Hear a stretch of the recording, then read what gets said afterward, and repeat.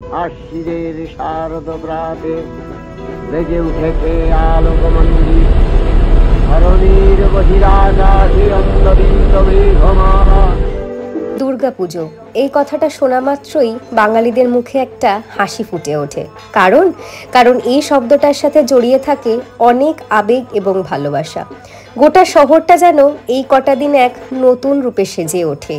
চারিদিকে ঝলমল করছে আলো, আকাশে কান পাতলেই শোনা যাচ্ছে মায়ের আগমনী গান। পুরো শহরটা যেন ব্যস্ত হয়ে উঠেছে মাকে নতুন রূপে বরণ করবে বলে। শরতের আকাশ, কাশফুল, নতুন জামা, প্রথম প্রেম, একটু হাতে হাত রাখা, প্রথম একসাথে ঠাকুর দেখা, আরো কত স্মৃতি তৈরি হয় এই দুর্গাপুজো ঘিরে। মাও জোর কদমে তৈরি হচ্ছে এই কটা দিন সকলের মনে আনন্দ দেবে বলে। কিন্তু এবারের পুজোটা না প্রতিবারের পুজোর থেকে একদম আলাদা জানো। নিজেদের জন্য কিছু না করলেও সন্তান হিসেবে বাবা মায়েদের মুখে হাসিটা দেখতে ছুটে গিয়েছিলাম তাদের উদ্দেশ্যে কিছু উপহার কিনতে। কেন জানি না মনটা এবছর একদম মানছে না। মা ঘরে আসছে ঠিকই, কিন্তু পুজো গন্ধটা যেন পাচ্ছি না। চারিদিকে যেন প্রতিবাদের সুর কানে ভাসছে। খালি মনে পড়ছে সেই মেয়েটির কথা যার এবছর আর পুজো দেখা হলো না। মা বাবার কাছ থেকে প্রতি বছর যে নতুন জামাটা পাওনা থাকে সেটা আর হলো না।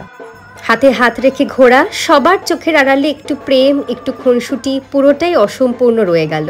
যে জায়গাটা সে ভেবে রেখেছিল পুজোতে ঘুরতে যাবে, সেই জায়গাটা চিরকাল তার পথ চেয়ে বসে থাকবে। এবারে পুজোয় গোটা শহর যেন প্রতিবাদের আগুনে আলোকিত হয়েছে। আকাশে কান পাতলেই শোনা যাচ্ছে বিচারের স্লোগান।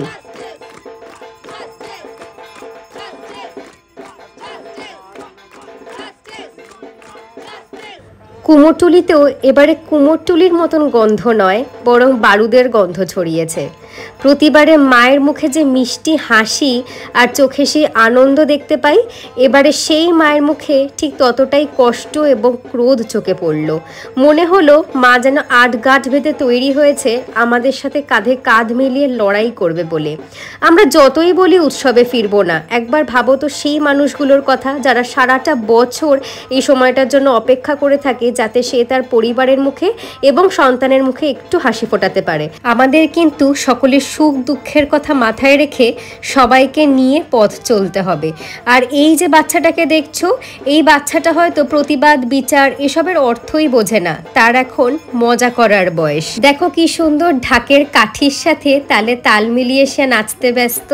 তাই এবারের পুজোয় ঠাকুর দেখা, মা আসার আনন্দ উপভোগ করা সবই থাকবে, কিন্তু তার পাশাপাশি প্রতিবাদের আগুনটাও যেন জ্বলতে থাকে। মায়ের কাছে সব প্রার্থনার সাথে সাথে বিচারটাও কিন্তু চেয়েও।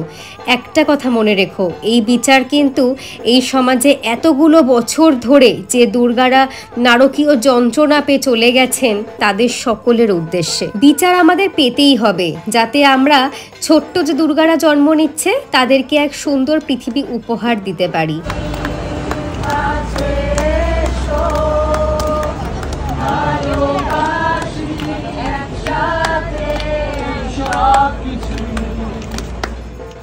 আজ মহালয়া, তুমি দেখো মা, বিচারটা যেন আমরা পাই। মানুষরূপী যে অসুরগুলো আছে তাদেরকে যেন আমরা বধ করতে পারি। দেখি শুধু রাত ভুলে আমি কোনো স্বপ্ন দেখি না,